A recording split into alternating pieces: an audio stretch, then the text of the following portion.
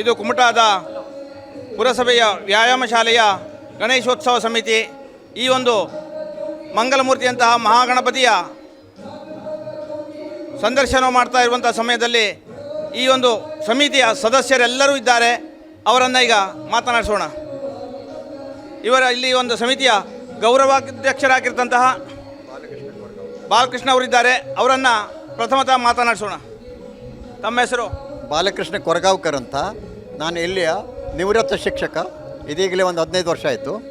ನಾವು ಆಗಿನ ವಿದ್ಯಾರ್ಥಿಗಳು ಚಿಕ್ಕ ಮಕ್ಕಳಿದ್ರೆಲ್ಲ ಆಗಿನ ವಿದ್ಯಾರ್ಥಿಗಳ ಜೊತೆಗೆ 1-2-3 ವರ್ಷ ಫೋಟೋ ಇಟ್ಟು ಇಟ್ಟು ಮಾಡಿದ್ದೀವಿ.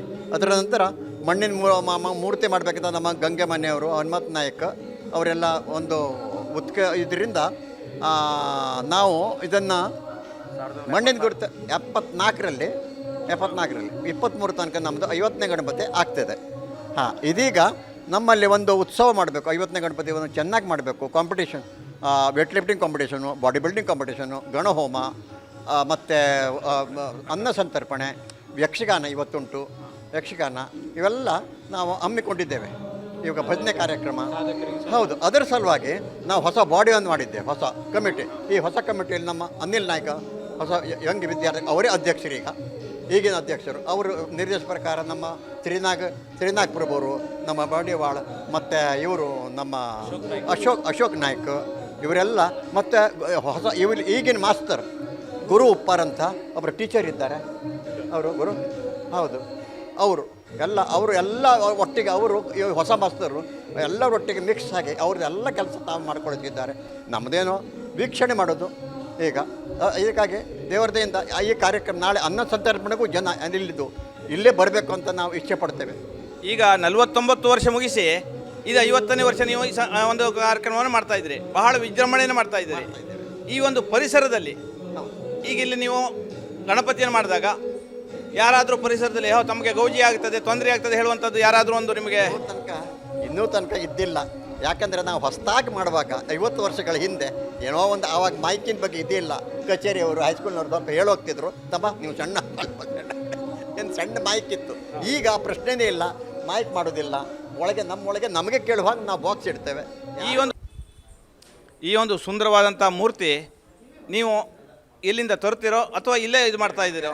ಇಷ್ಟು ದೊಡ್ಡ ಮೂರ್ತಿಯನ್ನು ತರುವಂಥ ಪ್ರಸಂಗ ಇಲ್ಲ. ಒಯ್ಬೇಕಾದ್ರೆ ನಾವು ಕಂಟ್ರೋಲ್ ಮಾಡಿ ಒಯ್ತೇವೆ.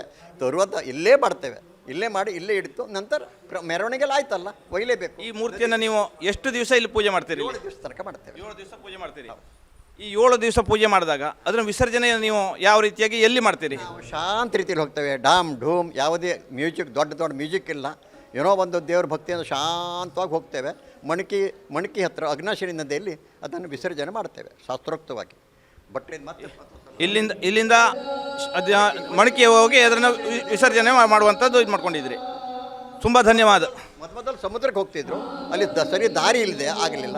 ಹೊಳೆ ಹತ್ತಿರ ಕಲ್ಗ ತಾಗ್ತದೆ ಕಾಲಿಗೆ ಅಂತ. ಈಗ ಎಷ್ಟೋ ವರ್ಷದಿಂದ ಇಲ್ಲೇ ಖಾಯಂ ಇಲ್ಲೇ ಹೋಗ್ತೇವೆ ಮಣಕಿ. ತುಂಬ ಧನ್ಯವಾದಗಳು. ಥ್ಯಾಂಕ್ಸ್. ತಮ್ಮ ಹೆಸರು? ಅನಿಲ್ ನಾಯಕ್ ಅಂತೇಳಿ. ನಾವು ಈ ಒಂದು ಇದರ ಕಮಿಟಿಯಲ್ಲಿ ಅಧ್ಯಕ್ಷರಾಗಿ ಎಷ್ಟು ವರ್ಷದಿಂದ ಕೆಲಸ ಮಾಡ್ತಾ ಇದ್ದೀರಿ? ಅಲ್ಲ, ಇದು ಮೊದಲನೇ ಬಾರಿಗೆ 50ನೇ ವರ್ಷ ಸುವರ್ಣ ಮಹೋತ್ಸವ ಅಂತೇಳಿ ನನ್ನ ಅಧ್ಯಕ್ಷ ಮಾಡಿದ್ದಾರೆ. ಆ್ಯಕ್ಚುಲಿ ನಾನು ಈ ಒಂದು ವ್ಯಾಯಾಮ ಶಾಲೆ ಹಳೆಯ ವಿದ್ಯಾರ್ಥಿ. ಕಳೆದ ಒಂದು 20 ವರ್ಷಗಳ ಹಿಂದೆ 15 ವರ್ಷಗಳ ಕಾಲ ನಾನು ವ್ಯಾಯಾಮ ಮಾಡ್ತಿದ್ದವನು. ಅಂದರೆ ವ್ಯಾಯಾಮ ಶಾಲೆಯಲ್ಲಿ ನನ್ನ ಹೆಸರನ್ನು ರಾಷ್ಟ್ರ ಮಟ್ಟದಲ್ಲಿ ತಂದಂಥವನು. ಆ ನಿಟ್ಟಿನಲ್ಲಿ ಕೆಲವೊಂದು ಸಂಘಟನೆ ನಿಮಿತ್ತ ನನ್ನನ್ನು ಅಧ್ಯಕ್ಷ ಮಾಡಿದ್ದಾರೆ. ಆ ನಿಟ್ಟಿನಲ್ಲಿ ಈ ಒಂದು ವ್ಯಾಯಾಮ ಶಾಲೆಗೆ ಸಾಧಾರಣ ಎಷ್ಟು ಜನರು ಇವತ್ತು ಕಲಿತಾ ಇದ್ದಾರೆ ಇಲ್ಲಿ? ಇವತ್ತಿನ ದಿವಸದಲ್ಲಿ ಸುಮಾರು 100 ಜನರಷ್ಟು ರೆಗ್ಯುಲರ್ ಆಗಿ ಹುಡುಗರಿದ್ದಾರೆ. ರೆಗ್ಯುಲರ್ ಆಗಿ ವ್ಯಾಯಾಮ ಶಾಲೆಯಲ್ಲಿ ವ್ಯಾಯಾಮದ ತರಬೇತಿಯನ್ನು ಪಡ್ಕೊಳ್ತಾ ಇದ್ದಾರೆ. ಸೊ ಇಲ್ಲಿರುವಂಥ ವಿದ್ಯಾರ್ಥಿಗಳು ರಾಷ್ಟ್ರ ಮಟ್ಟದಲ್ಲಿ ಬೇರೆ ಬೇರೆ ಕ್ರೀಡೆಗಳಲ್ಲಿ, ಅಂದರೆ ಉದಾಹರಣೆಗಾಗಿ ದೇಹದಾಡಿ ಆಗಿರ್ಬೋದು, ಪವರ್ ಲಿಫ್ಟಿಂಗ್ ಆಗಿರ್ಬೋದು, ಇನ್ನಿತರ ಕ್ರೀಡೆಗಳಲ್ಲಿ ಅವರು ಹೆಸರು. ಸಾಧಾರಣವಾಗಿ ನಿಮ್ಮ ಶಾಲೆಗೆ ಎಷ್ಟು ಪ್ರಶಸ್ತಿಗಳು ಬಂದಿದೆ? ಭಾಳಷ್ಟು ಪ್ರಶಸ್ತಿಗಳಿದೆ. ಈಗ ಸದ್ಯದಲ್ಲಿ ಒಬ್ಬ ವೆಂಕಟೇಶ್ ಪ್ರಭು ಅಂತವರು ಈಗಾಗಲೇ ಅಂತಾರಾಷ್ಟ್ರೀಯ ಮಟ್ಟದಲ್ಲಿ ಭಾರತಕ್ಕೆ ಚಿನ್ನವನ್ನು ತಂದುಕೊಂಡಿದ್ದವರು ಸಹ ಹುಡುಗರಿದ್ದಾರೆ. ಅದರ ಜೊತೆಗೆ ಹಲವಾರು ರಾಜ್ಯ ಮಟ್ಟದಲ್ಲೆಲ್ಲ ನಮ್ಮ ಹುಡುಗರು ಸಾಧನೆಗಳನ್ನು ಮಾಡಿದ್ದಾರೆ. ತುಂಬ ಧನ್ಯವಾದಗಳು. ಈ ಒಂದು ವ್ಯಾಯಾಮ ಶಾಲೆಯ ಇನ್ನೂ ಹೆಚ್ಚಿನದಾಗಲಿ ಬೆಳೆಯಲಿ. ಆ ಮಹಾಗಣಪತಿ ನಿಮ್ಮೆಲ್ಲರಿಗೆ ಇನ್ನೂ ಹೆಚ್ಚಿನಂಥ ಶಕ್ತಿಯನ್ನು ಕೊಡಲಿ. ವ್ಯಾಯಾಮ ಶಾಲೆಗೆ ಇನ್ನೂ ಹೆಚ್ಚಿನಂಥ ಜನರು ಬರಲಿ ಅಂತ ಹೇಳುವಂಥದ್ದನ್ನು ಈ ಸಂದರ್ಭದಲ್ಲಿ ನಾವು ಕೇಳ್ಕೊಳ್ತಾ ಇದ್ದೀವಿ. ಧನ್ಯವಾದ.